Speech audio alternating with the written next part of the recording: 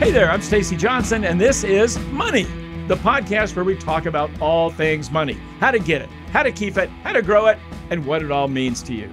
Today, we're going to talk about credit, specifically whether people are getting a little too obsessive about their credit scores. Are we getting out of control with these things? Do we really need to track every little blip and settle for nothing less than absolutely perfect? I had this conversation with Adam Levin. He's a former director of the New Jersey Division of Consumer Affairs.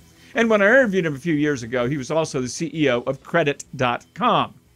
Check it out. See if this is a topic deserving of a little credit.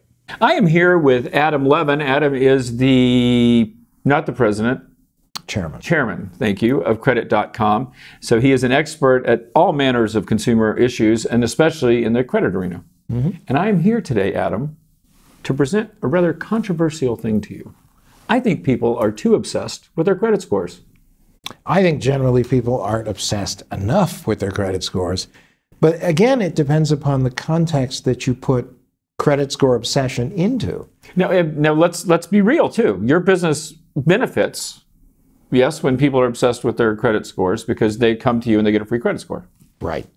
So it's in your interest. But you're saying this sincerely. You believe that people need to pay more attention to their credit scores. Why? I think for years people paid no attention to their credit scores. Well, first of all, we couldn't get our credit scores 10 years ago. That's very true. Right. Number one. And number two, people didn't understand them. And most importantly, no one was really sure how the credit score fit in or how they fit in. So there's been a great deal of consumer education over the years. Credit score is not the determining factor in your life, but your credit score is your GPA for life. I'm not saying it doesn't matter. Yeah. But you know what? Here's the way I look at it. And call me a cynic, because that's what I am. Okay. So 10, 12 years ago, I was around the turn of the century, and we were able to get our credit scores. The credit industry said, no, you can't see. It's none of your business what your credit score is. That's correct. And then people like you and me said, hey, you're judging us on this. We need to be able to see it. So then the credit industry goes, okay, we'll charge you $20. And then they go, oh, by the way, you really need to be obsessed with this. You need to pay us $20. And you need to go through all, you know what I'm saying? That's marketing. It's called creating demand. Yeah. I mean, but things have changed. For instance, the amendment to the Dodd-Frank Act, the Udall Amendment, fair access to credit scores, where in the event you're rejected for a credit product or you receive an unfavorable rate in comparison to someone with good credit, you are entitled to see your score. Let's also acknowledge here that there was a provision in that bill to allow people to see their score free once a year, like they can their credit history, and it was removed. It was removed. You will always find anything in Washington, there's always pushback, and what ultimately comes out ends up being watered down. Okay, but let me circle back. Sure. Yes, I acknowledge that your credit score is important. But here's another problem. There's 900 of them. I go to your site, I get a credit score for free. I go to other sites, I get a free credit score. They're not on the same scale. FICO's to 850. I don't know if yours may be also. Well, Vantage now is at 850, and but you get my point. National. No. So I'm looking at it, I'm like, one site tells me my score is really good, and the other one says, that's pretty good, could be better. Well, aren't I just isn't it just noise? Isn't it becoming noise? Well, I think credit scores are important because they give you a sense of where you are. They may not give you an absolute precise sense, but think of it, as they said in Pirates of the Caribbean, less like a code and more like a guideline. And what it's really about is the more you get to know about credit scores, the more you become interested in credit scores and interested in the mechanism that actually creates the credit score. And then you start thinking about the big 5 components that make up the credit score, which is pay on time. Now, most people would say, well, that's a simple concept. Yeah. But it really isn't. A lot of people say, but I paid. Well, the issue in credit isn't that you paid. The assumption is you will pay. It's when you pay that's very important. And that represents 35% of your score. And why isn't it 95% of your score? Isn't it the only thing that really should matter? No, another thing that matters is how much debt are you carrying, and what is the relationship between that debt and the total amount of available credit you have?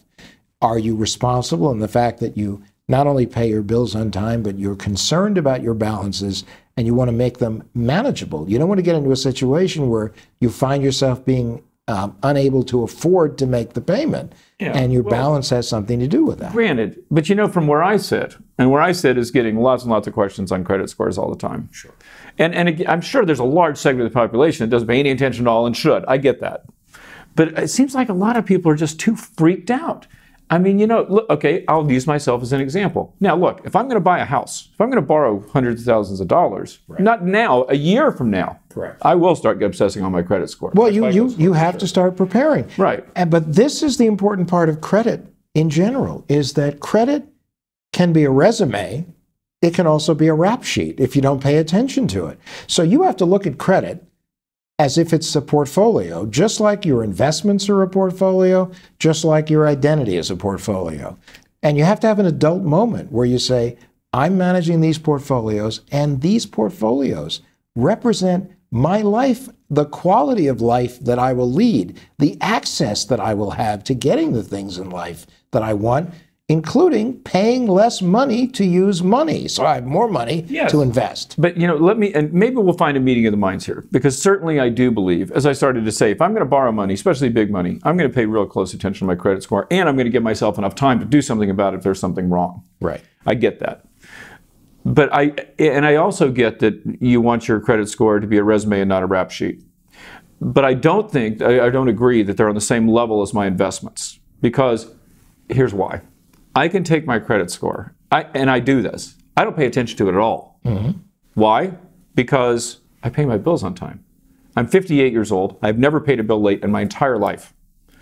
I'm not borrowing more money than I can afford to repay. In fact, I don't borrow money at all because I pay my bills every month. I have only a mortgage, and that's relatively small. So you're in a different I don't really have to scenario than unlike, you know, and I don't pay huge attention to the stock market either, for that matter, even though I have a large percentage of my net worth in it. Right. Because I'm relatively confident but I pay some attention. You know, I'll bet you were paying attention in 2008. I certainly was. I was actually backing up the truck and buying stocks in 2009. But at any rate, the point. And good for you on that. But I'm managing my credit effectively by not doing anything stupid. Right.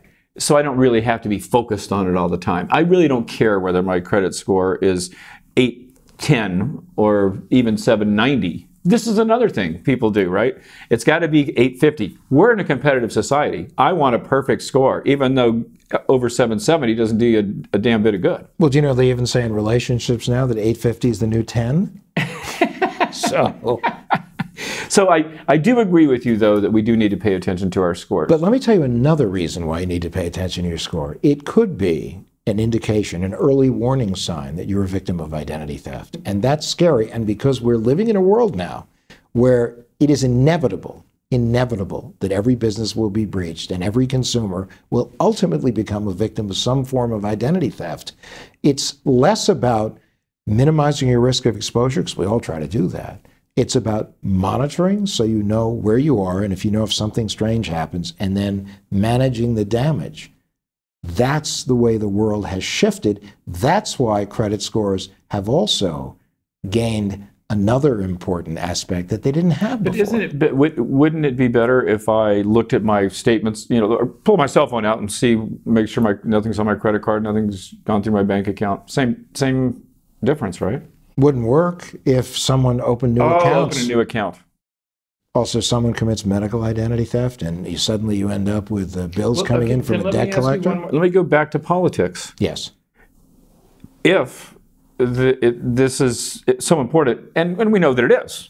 Target data breach is one of dozens. You know, they're happening all the time, and I've heard you say thousands. Yes, I've heard you say to me in an interview. Yeah. This is going to happen to everybody. Right. I should pay to see my credit score, my real credit score, my FICO. I know you have a real credit score, FICO credit score. Right. Shouldn't this be free? Shouldn't it be uniform? Shouldn't it be easy?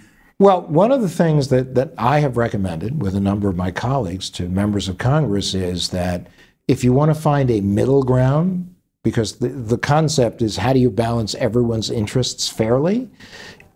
You have the law now that says if you're rejected or get an unfavorable rate, you're entitled to see a credit score. What if you also said every time you apply for credit, whether you get it, don't get it, or get an unfavorable rate, you should be entitled to see the score. And the reason is because someone already paid to have it pulled. Yes. Oh, and another thing I know, and you know, because I know a lot of people in the credit counseling industry, These guys aren't paying. I mean, it doesn't cost much to take a look at your credit score when you're a commercial provider of credit. Look, there's no question that there are also volume discounts in the business, which is why it happens. But the truth is, these are all businesses, and as much as I had my issues with banks during the great meltdown and all the fees and things they were paying, the truth is they're in business to make money. Business is in business to make money. We as consumers, it's our responsibility to try to get the very best possible deal we can to save money. So there will always be this friction. What do you think about Discover giving away credit scores every month? I think it's great, and it's a great marketing tool for them. They've determined that it is a great customer acquisition and retention tool. What do you think they're paying for a FICO score every month? I can't answer that. I wouldn't know. Less than 25 cents, I bet. Again, but they have millions and millions of people. Obviously. So you've brought, I don't know if I've convinced you of anything, but you have actually convinced me a little bit of something. I still think that people obsess too much about things that aren't necessarily that important. People like me, it doesn't matter whether my credit score is 800 or 810. I want to have perfect everything. Oh, absolutely. And so I think sometimes we get a little too competitive. But you know what it's about? It's more about an even more important principle. At credit.com, we have the credit report card, and you get scores updated free. And our goal is financial literacy and consumer education. And, this is the important thing. Anything that contributes to raising the financial literacy level in this country is invaluable, because for so long, financial literacy has been sort of the forgotten child. It's really not taught in high schools. It's not taught in colleges very much. Preaching to the choir there, my friend. Yeah, I mean, this is why we both devoted our lives to this concept. And it is and people go, well, it should be something taught in the household. Well, most parents never learned it because nobody ever taught them, because no one ever thought it was that important until the meltdown, when it was clear that the level of financial literacy was so horrible that people were grabbing for the brass ring because they had their eye on the payment and never on what happens. And it's like after you say, I love you, what happens then? And tell me you'll disagree with this. Your parents were depression? They were. Mine too. They taught me what I needed to know. Don't borrow money unless you need to, and don't look at the payments, look at the price. Right. It's not complicated, but you are absolutely right, obviously, and this is a great field for both of us to be in. And you're a personal hero of mine. I appreciate your time. And I appreciate you giving. You convinced me. I'm going to follow my credit score obsessively. Thanks. Okay, guys, that's all I've got for today. Hopefully you learned something you can use. If you want to know more about today's topic, just visit me online at moneytalksnews.com. You can just do a search for credit and learn a ton more. That's moneytalksnews.com. Thanks for spending a little time with me. I know there's a million podcasts out there. I'm honored that you chose mine. And if you like what you heard, do us both a favor. Subscribe and tell your friends to subscribe. Then please review me. Takes you a couple of seconds, makes my mom super proud. Thanks again, folks. I'm Stacy Johnson. I'm going to see you right here next time.